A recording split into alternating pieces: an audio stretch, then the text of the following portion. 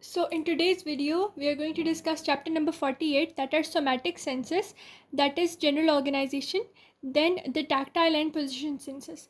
First of all, we need to know that the somatic senses are the nervous mechanism that collect sensory information. So senses, they are concerned with the sensory information.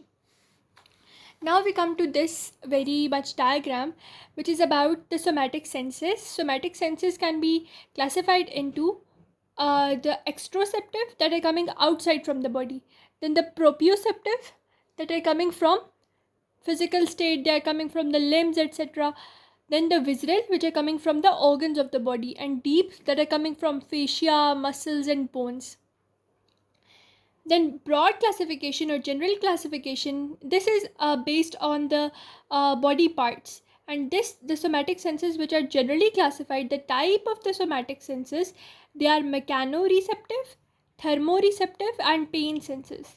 And mechanoreceptive can further be divided into tactile senses and position senses. Tactile mean touch, pressure, and vibration, and touch is detected by tactile receptor, pressure is by deformation of the deep tissues, and vibration is by repetitive sensory signals. So if we come to this, that the somatic senses can be classified into mechanoreceptive, thermoreceptive, and pain. So mechanoreceptor, it can mainly has tactile and position senses, and the tactile senses, they include touch, pressure, vibration, and tickle senses. Whereas the position, they include our static position, our rate of movement senses, etc. And other classification was based on the body parts. They are extroceptive from those of the surface of the body. Then proprioceptive, physical state of the body, like the position sensation. Then the visceral sensation, they are coming from the body organs, and deep sensation, they are coming from fascia, muscles, bones, etc. Now, how do we detect the tactile sensations, that are the touch, pressure, vibration, or even tickle sensation? How do we detect them? We know that whenever we need to detect one thing, we need a receptor for that. So detection is going to be done by receptor, and transmission is going to be done by certain fibers, etc. Let us do. Then we come to know that even though touch, pressure, vibration, that are the tactile senses, they are different sensations, but they are detected by same type of receptors. But the differences among them is that the touch is by the tactile receptors in the skin, pressure by the deformation of the deep tissues, and vibration senses, they are detected by the repetitive vibratory signals uh, that are the same for that. So when we came to this, we told you that touch will be detected by tactile receptor, pressure by deformation of the deep tissues, and vibration by repetitive sensory signals. Now we come to the tactile receptors. There can be different tactile receptors. In total, there are 6. First one is free nerve endings. So we can say that the free nerve endings are there, and they are going to detect touch and pressure. Let's look at the diagram. So here in this diagram, we first see the free nerve endings that are traveling, and they go up to the level of the dermis and epidermis, and these free nerve endings, they will detect touch and pressure. Now they have given an example in free nerve endings that even light contact with the cornea of the eye, with you can say cotton swab, which contains no other type of nerve endings beside free nerve endings, can nevertheless elicit touch and pressure. So even the cornea of the eye, it only has free nerve endings, but it can detect touch and pressure. So we can say that free nerve endings are going to help in the detection of touch and pressure sensations. Then second one is the Meissner corpuscles. So Meissner corpuscle, they have a nerve fiber which is myelinated, and then when we come to the body of the, or the main point, it is having a large number of the nerve fibers which are then encapsulated. So the myelinated nerve fiber is actually a beta nerve fiber, and the main body or the main detection point is elongated encapsulated nerve ending, And these Meissner corpuscles are found in the non-hairy parts of the skin, that is lips, fingertips, etc. And they can detect low frequency vibration. So these are our Meissner corpuscle number 2, and they are elongated encapsulated nerve endings. They have their nerve fiber which is A beta type, and you can see free nerve endings, they are encapsulated. They are found in non-hairy parts like lips, fingertips, and they detect low frequency vibration, whereas free nerve ending detected touch and pressure, and the most common area that they are present in the cornea of the eye. Third thing we have is the Merkel's disc. Merkel's disc are actually expanded tip tactile receptors. So Merkel's disc, they have a same A beta type of fiber, but their fiber is also, you see, myelinated. But when we come to the main region of detection, they have a large number of the nerve fibers, and the endings of the nerve fibers, they are covered and they give a disc-like appearance. You can see over here there was a single disc in the Meissner corpuscle, but in this Merkel's disc, every nerve fiber end is encapsulated and they form the discs. Now the Merkel's disc, the main thing about them is they transmit an initially strong, but then they adapt to the signal, and then the strength of the signal weakens down. So if it's the original spike like this, that is a strong sensation, after that the spike will go down, sometimes it will become constant, and after that it will fall down. This is because the Merkel's disc have high rate of adaptation. Now they tell us that the Merkel's disc are often grouped together in an organ that is known as touch domes, which project upward on the underside of epithelium. So we can see that Merkel's disc they are coming in an area that is dome shaped area just beneath the epidermis and the dermis. And similarly, Meissner corpuscle are also having a dome shaped area, but when we come to the free nerve endings, there is no dome shaped area. So Merkel disc and the Meissner corpuscle both have dome shaped areas. Also, they are both innervated by A beta type of fibers. And main thing about them is the Meissner and Merkel's disc, they help in localization as well as feeling of texture of objects. So we are done with 3 receptors. Now fourth one is associated with the movement of hair. So the receptor is named hair end organs.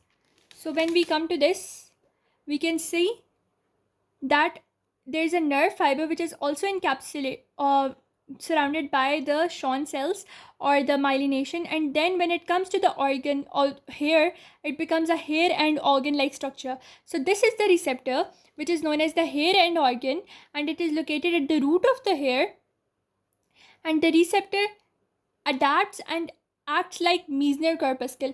And what was the main thing about Meissner corpuscles?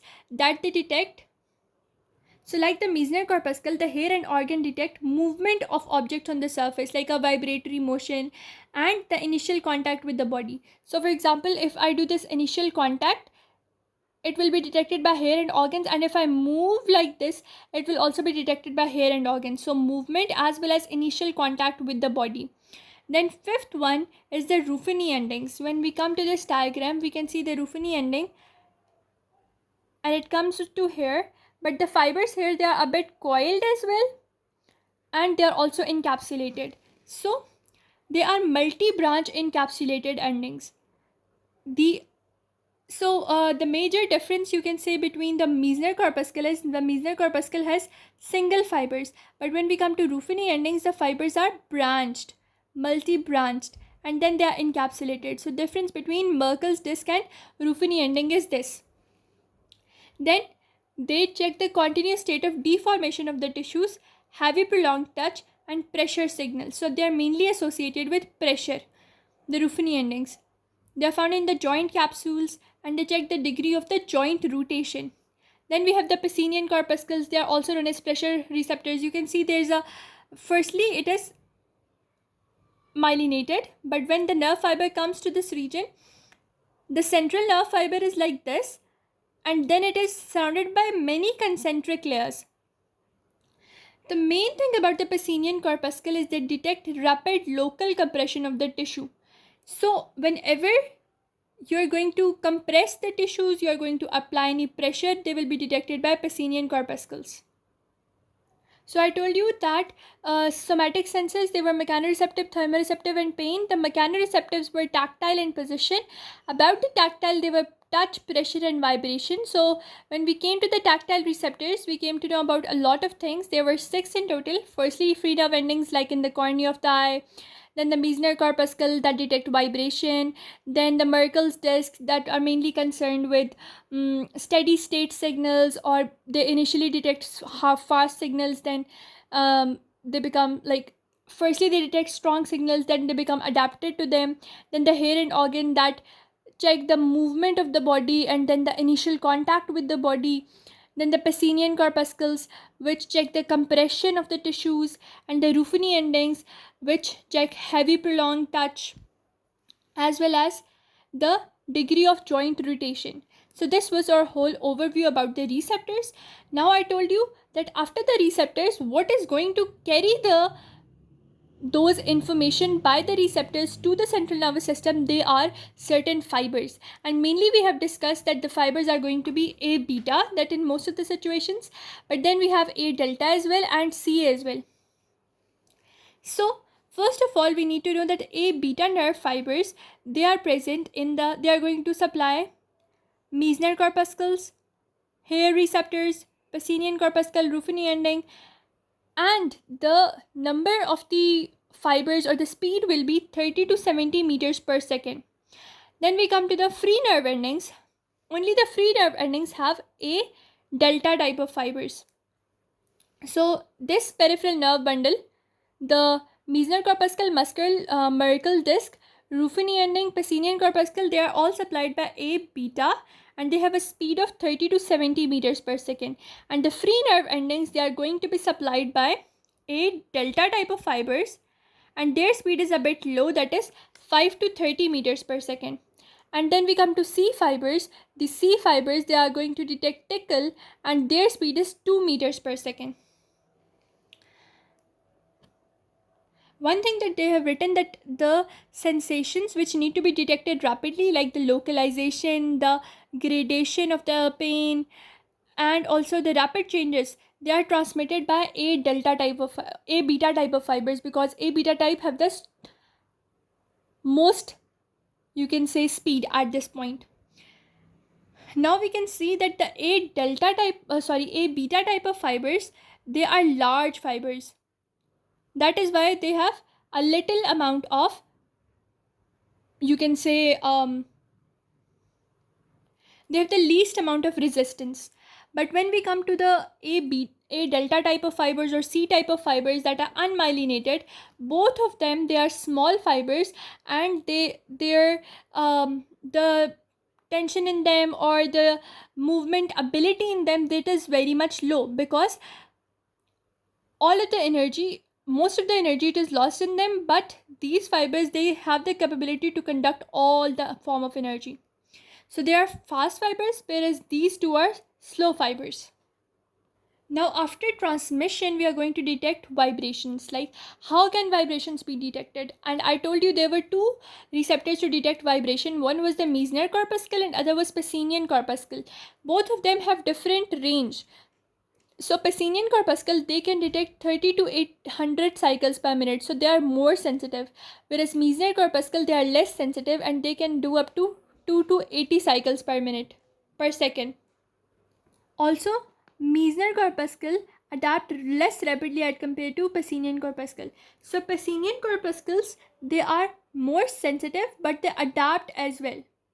Sensitive plus adaptive. Whereas the Meissner corpuscle, as compared to them, they are less sensitive, because they transmit 2 to 80 cycles per second, and they adapt slowly as well. Now I told you that there was this tickle sensation, this itch sensation, and they are also going to be detected by mechanoreceptive free nerve endings. I told you that free nerve endings, they are usually innervated by A delta type of fibers. Sometimes they can also be detected by small C type of fibers. Both the tickle and the itch sensations, they are not very rapidly transmitted. Main purpose of this itch sensation, this tickle sensation, is to stimulate the scratch reflex. For example, if a small insect is crawling over my skin, and what happens that this exteroceptive information is taken up by the receptors that are the mechanoreceptor free nerve endings, and then by the C type of fibers it is taken to my brain, and then a scratch reflex is initiated to remove that substance. That is why we do not like tickle and itch, and we want that substance to be removed from our body. So till now we discussed how there were certain receptors that were mechanoreceptors, thermoreceptors, and pain receptors. Then after the receptors there was a nerve that was carrying this information, and now the information reaches to the brain, to the either the spinal cord, and from the spinal cord it has to go to the brain. So how the information goes from the spinal cord to the brain, that is the sensory pathway, they are going to be ascending systems, which are also known as the dorsal and the anterolateral pathways. Now that there was this receptor, there was this nerve fiber which can be A beta for the strong, for rapid, then A delta for slow, similarly C for slow, and then these are going to go to the spinal cord. Now when we look at our spinal cord, we know that this is the central gray matter, and in the central gray matter, the posterior side, this is the posterior side, this is the anterior side, this is the medial, and this is these are both going to be lateral ways, and this is the medial portion. So from the dorsal pathway we have the dorsal column medial lemniscal system. From these lateral side there will be the lateral pathway. Similarly, this side there will be the anterior pathway. Anterior and lateral, they both are known as anterolateral pathway. They are for slow sensations, they are for primitive sensations, they are for they comprise of a large number of sensations. But the dorsal column, it is concerned with the sensation which are more modern, the sensations which are to be transmitted very fastly. So that is the main difference between these type of the sensory pathways. Now firstly we will look at the dorsal column medial lemniscal pathway, that is the ascending column or ascending tract or a sensory pathway for the transmission of modern as well as fast signals. The sensations that are to be transmitted by them are the sensation of touch, that require localization, then gradation, then there will be vibratory sensations, position sensation, 2-point discrimination, pressure sensation. All of these sensations that are to be transmitted very rapidly, and we need to have a fast action against them, that are to be transmitted by dorsal column medial lemniscal system. Then firstly we can see that this is our spinal cord, and from the dorsal side they are going to be from our lower limbs, the information is going to be carried by the fasciculus gracilis. From the cranial portion or from the upper limbs, they are going to be fasciculus cuneatus. So fasciculus gracilis and fasciculus cuneatus, they will now reach the level of the medulla oblongata, and they will innervate the nucleus gracilis and nucleus cuneatus respectively. Medial ones are nucleus gracilis and lateral ones are nucleus cuneatus. After that, the fibers will cross over. The fibers were first traveling ipsilaterally, now they will become contralateral, and this crossing over is known as decussation, and the fibers now are known as the internal arcuate fibers. Also, this from the level of the spinal cord or the limbs to the level of the nuclei, this whole pathway was first order neurons. After the crossing over, there will be beginning of second order neurons. The second order neurons will now move up to medulla, then pons, then the midbrain, then they will reach the thalamus, and in the thalamus they will pass through the ventroposterolateral nucleus of the thalamus, and from that they will move into the posterior limb of the internal capsule, and from that they are going to reach the somatosensory area or the post-central gyrus. This is the dorsal column medial lemniscal system, and it is going to be transmitting the sensations which are modern and which need to be transmitted very fastly. Other thing about that was, I told you the sensation from the limbs till the level of nuclei are first order neurons, then from the nuclei to the thalamus they are second order neurons, and from the thalamus to the postcentral gyrus or the cerebral cortex, they are third order neurons. Now the sensations which are pain, which are crude touch, they are going to be transmitted. Now they will reach the spinal cord, until the level from the limbs to the spinal cord, this was first order neurons. From the spinal cord moving upwards, now what will they do? They will cross over or move to the contralateral side. That decussation of them is occurring in the spinal cord, and then they will move up. They will move through the medulla, the pons, the midbrain, then they will reach the thalamus. In the thalamus, they will reach the ventroposterolateral nucleus. Similarly, they will move to the posterior limb of the internal capsule to reach the somatosensory cortex or the postcentral gyrus. So the sensations, they are coming from right side of the body, but they're going to the left side of the sensory cortex. That is why we say that they are contralateral sensations which reach the sensory cortex. And from the limbs to the spinal cord, they are first order neurons. From the spinal cord to thalamus, they are second order neurons. And from the thalamus to the cortex, they are third order neurons. Then we came to know about anterolateral system, which is concerned with pain, with temperature, with crude touch, all the sensations, sexual sensation, tickle and itch sensation, all the sensations which are primitive, which are to be transmitted slowly, and which are having a lot of variety. They are to be transmitted by the anterolateral pathway. Now, also I told you that the DCML or the dorsal system is very fast system. So its speed of transmission is 30 to 110 meters per second, whereas the anterolateral system is only 40 meters per second. So you can distinguish between their speeds as well. So DCML, this pathway is the modern and faster one, and the anterolateral system is slower and primitive one. After that, the transmission and dorsal column lemniscus system, I told you about the anatomy. Then this was the whole pathway from the lower part of the body. The sensations are going to go medially. From the upper part, the sensations are going to go laterally. There will be fasciculus gracilis, fasciculus cuneatus. Then level of the medulla, they will go to the nucleus gracilis, nucleus cuneatus. Then the fibers would cross over. Then they will move through medulla, pons, midbrain, then reach the thalamus, and then they will go with the ventroposterolateral nucleus of the thalamus. From that, they are going to go into the somatosensory or the cerebral cortex. One thing about them is that the fibers, as soon as they cross over, they are known as internal arcuate fibers. But when they start to move upward, then they are known as the medial lemnisci. So now they're saying that certain fibers, they are going to come from the receptors and they are going to go into the spinal cord only, and they will initiate spinal reflexes. So we can discuss them over here. After that, some of the fibers, they go to the cerebral cortex mainly.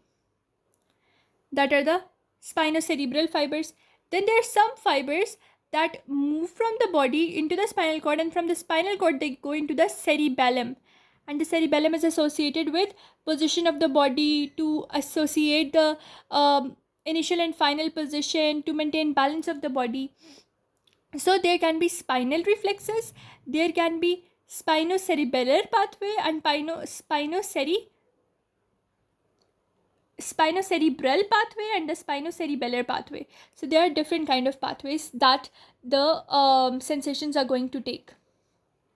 Then the whole anatomy of the DCML, all the type of nuclei, fasciculi, the medial lemniscus, the internal arcuate fiber, decussation, I have told you, and also that is given in my ascending tracts video. If you want to see that, you can see that in my ascending tract or neuroanatomy video. Then we are done with this. When we were talking about the DCML, we talked about that it is important to go about or learn about the localization as well as the gradation of the intensity. So DCML system is very much important because it tells us about the spatial orientation of our body, where our body parts are. It tells about the 2-point discrimination, the main location, and it can very easily detect between two important points. Similarly, they tell us the fibers from the lower parts of the body, like the foot, the lower limbs, they are going to go medially, center of the cord, whereas fibers from the upper limbs, they are going to go laterally. That is what I told you. Then in the thalamus, distinct spatial orientation is maintained. Now what happens is that in the thalamus and in the cerebral cortex, we can see the level of cerebral homunculus, and this is the cerebral homunculus, and it tells us that the what is going to be the arrangement. You can see the leg and the lower limbs, they are going to come medially, upper limbs superiorly, then our face, head and neck, etc., they are going to come laterally. So that is the cerebral homunculus and the arrangement that is occurring in the cerebral cortex. So that is how we can detect the spatial orientation at the level of the fasciculi, at the level of the nuclei of the medulla oblongata, then at the level of thalamus, as well as at the level of the cerebral cortex. We are done with the part 1 of the chapter number 48. Now we will move to the part 2.